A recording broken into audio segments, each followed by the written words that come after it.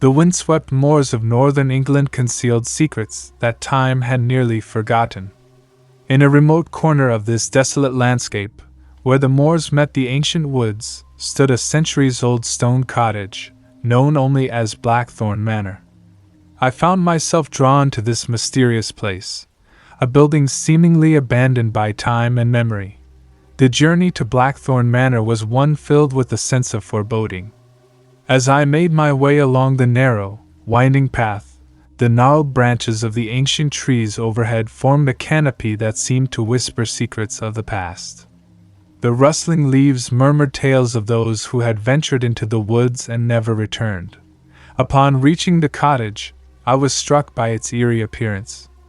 The stone walls, though worn and weathered, held a dignified presence, but the windows, long shattered and vacant, stared out like empty eye sockets. The air around the manor was heavy with an unsettling stillness, as if time itself had forgotten this forsaken place. The first night, as I settled by the cold hearth, the sense of isolation and desolation weighed upon me. The old stones seemed to hold the memories of those who had lived here, and as the night advanced, I began to hear soft, spectral whispers that emerged from the very walls. These ghostly utterances were like the distant voices of long-lost souls, desperately seeking to be heard. Another night, I was awakened from a troubled sleep by a haunting melody. It was a tune from a long-forgotten era, played on a piano that should have long since fallen silent.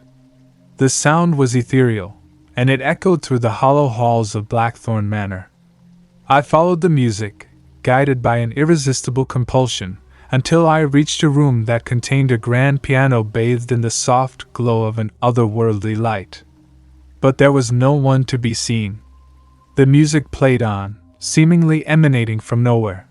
The most chilling encounter at Blackthorn Manor came on the final night of my stay. As I lay in bed, shrouded in darkness, I saw a figure at the foot of my bed. The specter was that of a woman, her form translucent and her eyes filled with an inexplicable sadness.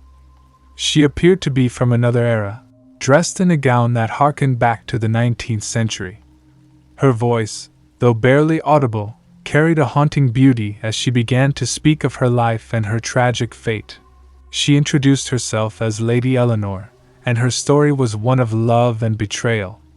She had been the lady of Blackthorn Manor, and the piano in the room was where she had once played music for her beloved. But her love had been torn from her, and her heartbreak had bound her spirit to the manor for all eternity. As she spoke, the room seemed to fill with a ghostly, mournful presence, and I was left with a deep sense of sorrow. In the days that followed my departure from Blackthorn Manor, I couldn't shake the feeling that I had encountered something inexplicable and otherworldly. The spirits of the manor, Lady Eleanor included, had shared their stories and their lingering pain with me. I felt a deep responsibility to uncover the truth that lay shrouded in the mists of time. Driven by a relentless curiosity, I delved into the history of Blackthorn Manor and its previous inhabitants. The manor had once been a place of grandeur and opulence, the home of a noble family that had fallen into disgrace and tragedy. Lady Eleanor's story was but one of many dark tales that haunted the place. There were legends of forbidden love, untimely deaths, and a curse that had befallen the family. As I dug deeper into the archives of local history, I discovered the accounts of those who had visited Blackthorn Manor in the past, and their experiences mirrored my own. Stories of spectral melodies, mysterious whispers, and encounters with the lady in the gown wove a tapestry of the inexplicable. I was not the first to be drawn to Blackthorn Manor, and I knew I would not be the last. The manor's secrets, the stories of Lady Eleanor, and the tormented souls bound to the place, had left an indelible mark on me. I was driven by a sense of responsibility to share their stories, to ensure that the voices of the past were not forgotten. With this newfound purpose, I embarked on a mission to unravel the mysteries of Blackthorn Manor. I returned to the manor, accompanied by experts in the paranormal and historians who shared my passion for uncovering the truth. Together, we aimed to document and understand the phenomena that had plagued the manor for generations. Our investigation of the manor was a journey into the unknown, a quest to communicate with the spirits that had made the place their eternal home. We brought with us an array of specialized equipment, from electromagnetic field detectors to spirit communication tools, in our attempt to bridge the gap between the living and the dead. The first night of our investigation was filled with tension and anticipation. We gathered in the dimly lit manor, forming a circle as we initiated a seance. Our goal was to establish contact with the spirits, and to invite them to communicate with us. The air grew heavy, and the temperature dropped as if the very essence of Blackthorn Manor had come alive. The seance was a transformative and eerie experience. As we called out to the spirits, the atmosphere shifted. Shadows danced along the walls, and the air resonated with an otherworldly energy. The investigators' equipment registered abnormal readings, confirming the presence of something beyond the realm of the living. Then, the room was filled with whispers, soft, ethereal voices that spoke of sorrow and longing. The spirits of Blackthorn Manor revealed themselves, and Lady Eleanor's presence was unmistakable. She expressed her gratitude for our efforts to listen to their stories and free them from their eternal torment. Tears welled in my eyes as I heard her voice once again, and I couldn't help but feel a profound connection to these restless souls. Our investigation continued throughout the night as we communicated with the spirits that resided within the manor. We heard their stories, saw apparitions, and experienced inexplicable phenomena that challenged our understanding of the natural world. The spirits longed for release, to finally find peace and be reunited with their lost loved ones. With the guidance of experts in paranormal cleansing and a profound respect for the spirits, we conducted a series of rituals aimed at breaking the curses that bound them to Blackthorn Manor. The atmosphere grew charged with an otherworldly presence, and the spirits appeared to be at once relieved and grateful for the opportunity to move on. As we completed the rituals, the manor seemed to sigh with relief, and the once oppressive energy that had clung to the place began to dissipate.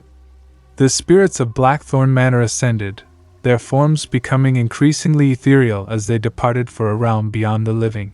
Standing outside Blackthorn Manor, bathed in the soft light of the dawning day, I couldn't help but feel a sense of closure and gratitude. The manor, once a place of mystery and melancholy, had found redemption, and the spirits bound to it were finally free. The stories of Blackthorn Manor had been told, and the echoes of the past had been heard. My encounter with the spirits of the manor had transformed my understanding of the world and the enduring power of memory and emotion.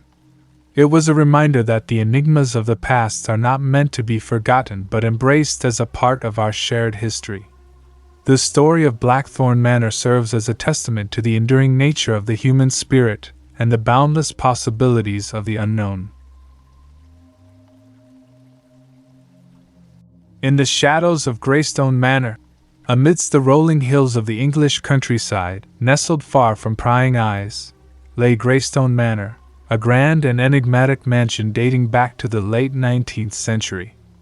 Its looming turrets and ornate iron gates gave it an aura of regal elegance.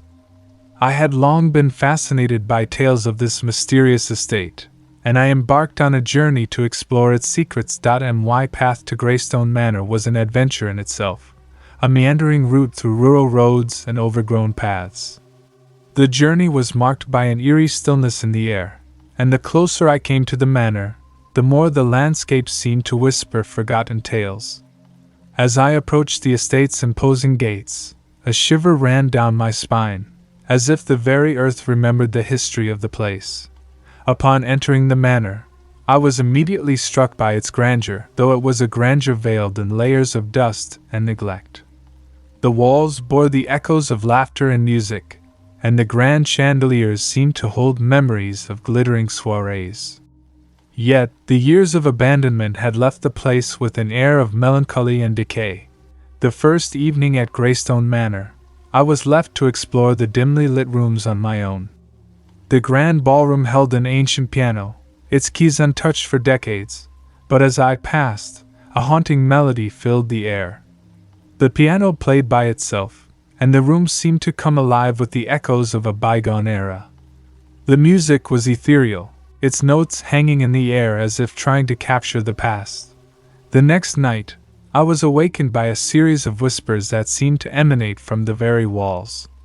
The voices were soft and distant, speaking words of longing and despair. I followed the sounds, winding through a maze of dimly lit corridors until I reached a room that held an old gramophone. The device was spinning a long-forgotten record, and the room was filled with the spectral voices of a long-lost party. The dancers, their movements graceful and ethereal, seemed to twirl in time with the music. But it was on the final night of my stay at Greystone Manor that I encountered a presence that left an indelible mark on my soul. As I lay in my bed, a figure appeared at the foot of it. It was the ghostly form of a young woman, her features obscured by the veil of time. Her eyes, though sad, held a spark of recognition as she began to speak. Her voice was soft and ethereal, and she introduced herself as Lady Isabella, the former mistress of Greystone Manor. Lady Isabella's story was one of love and loss. She had been the heart and soul of the manor, and her life had been one of privilege and tragedy. She spoke of her great love, a man she had been forbidden to be with, and the heartbreak that had led her to remain bound to the estate in death. Her presence seemed to fill the room with a sense of longing and sorrow, and I could not help but be moved by her story. In the days that followed my departure from Greystone Manor, I was haunted by the presence of Lady Isabella and the lingering memories of the mansion. I knew that her story and the stories of those who had lived and loved within its walls could not be left untold. I felt a deep sense of responsibility to uncover the truth that had remained hidden for so long. Driven by a relentless curiosity, I delved into the history of Greystone Manor and its former inhabitants. The manor had been a place of opulence and grandeur, its halls hosting lavish parties and extravagant gatherings. Yet beneath the facade of wealth, there were secrets and tragedies that had been concealed for generations. As I dug deeper into the archives of local history, I uncovered accounts of those who had visited Greystone Manor in the past. Their experiences mirrored my own, with tales of spectral music, mysterious whispers, and encounters with the ghostly lady of the manor. Greystone Manor had long held a reputation as a place where the past and present seemed to intertwine. It became evident that the spirits of Greystone Manor were not malevolent, as one might expect, but rather, they were souls bound by love and heartbreak. Lady Isabella's presence was that of a woman who had been trapped by the constraints of her time and the choices that had led to her enduring sorrow. She longed for understanding and the chance to share her story with the world.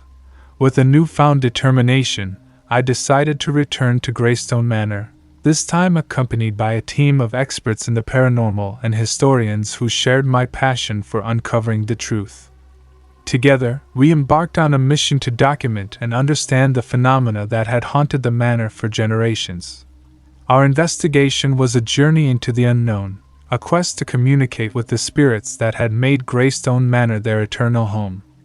We brought with us an array of specialized equipment, from electromagnetic field detectors to voice recording devices, as we aimed to bridge the gap between the living and the dead. The first night of our investigation was filled with anticipation and a sense of reverence. We gathered in the grand ballroom, dimly lit by candles, and initiated a séance. Our goal was to establish contact with the spirits, and to invite them to communicate with us. The atmosphere seemed to come alive, the air growing heavy and charged with an otherworldly presence. As we called out to the spirits, the room was filled with a sense of energy that was both unsettling and awe-inspiring. Shadows danced along the walls, and the temperature dropped, as if the very essence of Greystone Manor had come to life. The investigators' equipment registered unusual readings, confirming the presence of something beyond the realm of the living. Then, a voice, soft and distant, began to speak. It was the voice of Lady Isabella, and her words were filled with a profound sense of longing and regret. She spoke of the love that had bound her to the manor, and the choices that had led to her eternal confinement. Her presence seemed to fill the room, and we were left with a deep sense of empathy and sorrow. Our investigation continued throughout the night as we communicated with the spirits that resided within Greystone Manor. We heard their stories, saw apparitions, and experienced inexplicable phenomena that challenged our understanding of the natural world. The spirits longed for release, to finally find peace and be reunited with their loved ones. With the guidance of experts in paranormal cleansing and a deep respect for the spirits, we conducted a series of rituals aimed at breaking the curses that bound them to Greystone Manor. The atmosphere was charged with an otherworldly presence, and the spirits appeared to be both relieved and grateful for the opportunity to move on. As we completed the rituals, the manor seemed to exhale a collective sigh of relief, and the oppressive energy that had clung to the place for decades began to dissipate. The spirits of Greystone Manor ascended, their forms becoming increasingly ethereal as they departed for a realm beyond the living. Standing outside Greystone Manor, bathed in the soft light of the rising sun, I couldn't help but feel a sense of closure and gratitude.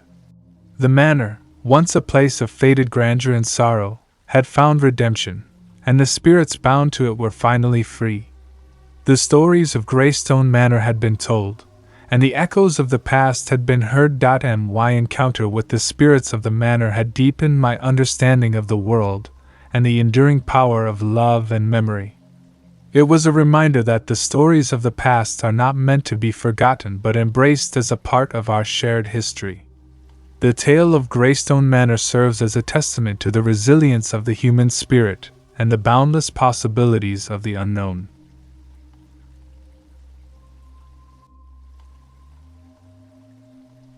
In the heart of a dense, ancient forest, nestled amidst towering pines and enveloped by an eerie silence, lay the enigmatic Blackwood Cabin. A century-old structure, it had witnessed more than its fair share of time's relentless march. I decided to spend a weekend at this secluded cabin, craving a break from the hustle and bustle of everyday life, and hoping to find solace in the tranquil woods. As I made my way to Blackwood Cabin, the overgrown path leading to it seemed to whisper tales of the past. The rustling leaves overhead played a haunting tune, setting the stage for an experience I would never forget. It was a place that had secrets, and the very air around it seemed to crackle with anticipation. The first evening at the cabin was quiet, the woods veiled in an inky darkness. As I settled in by the fireplace, the flames flickering in a hypnotic dance, I couldn't help but feel as if the cabin itself was a living entity. It seemed to come alive with eerie creaks and groans, like an old man stirring in his sleep. My unease grew with each passing hour, but I brushed it off as mere imagination, convinced that the old wood was settling, as all old structures do. However, as the night deepened, I began to hear something that sent shivers down my spine. Faint whispers, almost unintelligible, emanated from the corners of the room. They were like the distant mutterings of a secret council. I strained to listen but couldn't make out the words. The whispers seemed to be carried by the very walls, murmuring secrets of the past, recounting stories long forgotten. On another night, as I lay in bed, the oppressive silence of the cabin was broken by a loud, persistent knocking on the door. It was as if someone were urgently seeking entrance, rapping their knuckles against the weathered wood. My heart pounded in my chest as I grabbed a flashlight and cautiously made my way to the entrance.